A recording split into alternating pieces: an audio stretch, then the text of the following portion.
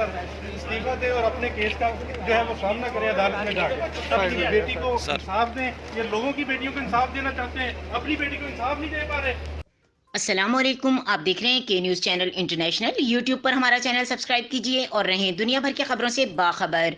रुक करेंगे साहिवाल का, जहां से रिपोर्ट कर रहे हैं हमारे नुमाइंदे गुलफाम हैदर कुरैशी।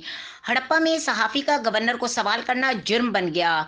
एक बार फिर आपको बताते चलें कि हड़प्पा में सहाफ़ी का गवर्नर को सवाल करना जुर्म बन गया।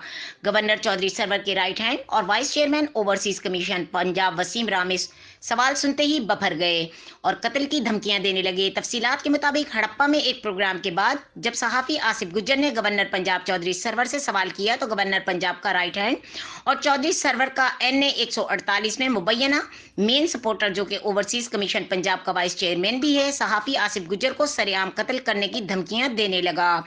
वीडियो में देखा जा सकता है कि सहाफ़ी आसिफ गुज्जर गवर्नर पंजाब से सवालात कर रहा है, जबकि दूसरी वीडियो में भी वाज़ह सुना और देखा जा सकता है कि वसीम रामे सहाफ़ी को कत्ल की धमकियां दे रहे हैं, जबकि सहाफ़ी को गवर्नर पंजाब की मौजूदगी में जान से मारने की धमकी देना कानून नाफिज करने वाले इदारों के लिए बड़ा इम्तहान है। इस पर तमाम सहादरी और सहाफ़ती तंजीमें आसिफ गुज्जर को सरेआम कत्ल करने की धमकियां देने पर शदीद मजम्मत करती है और कल अपने अगले लाहे अमल का ऐलान करेगी। मजीद खबरों और अपडेट के लिए देखते रहिए के न्यूज़ चैनल इंटरनेशनल।